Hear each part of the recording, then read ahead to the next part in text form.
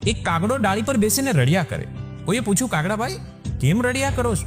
મારો રંગ તો જો, હું કેટલો કાળો છું, મારી સામું કોઈ જોતું નથી, હું જ્યાં બેસું ત્યાં લોકો મને ઉડાડ કરતા હોય છે, મારો અવાજ કોઈને પ્રિય નથી.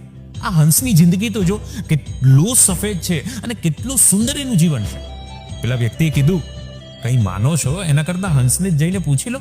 હંસને કીધું, હંસ તારો તો રંગ કેટલો સફેદ છે, કેટલું સુંદર દેખાય છે અને તારું જીવન તો કેટલું મજાનું છે. હંસની આંખમાં પણ આંસુ આવી ગયા. પાણીમાં હું તરું છું એ લાગે છે, પણ હું નીચે ઘણા હાથ હલાવું છું, ઘણા હાથ ફેલાવું છું, ઘણી મહેનત કરું છું અને મારા જીવનમાં તો માત્ર એક જ રંગ છે, સફેદ, કોઈ રંગ જ નથી.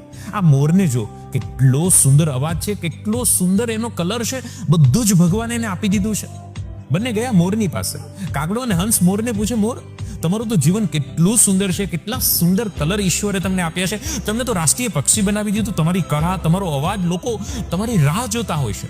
મોરની આંખમાં આંસુ આવ્યા. મોરે કીધું કે સાચું દર્દ તો હું જ જાણું છું. હું જ્યારે કળા કરું છું ત્યારે સુંદર લાગુ છું, ન જાણે કોઈ આવે ને મારા પીછાઓ લઈ જાય, મારી સુંદરતા લઈ જાય.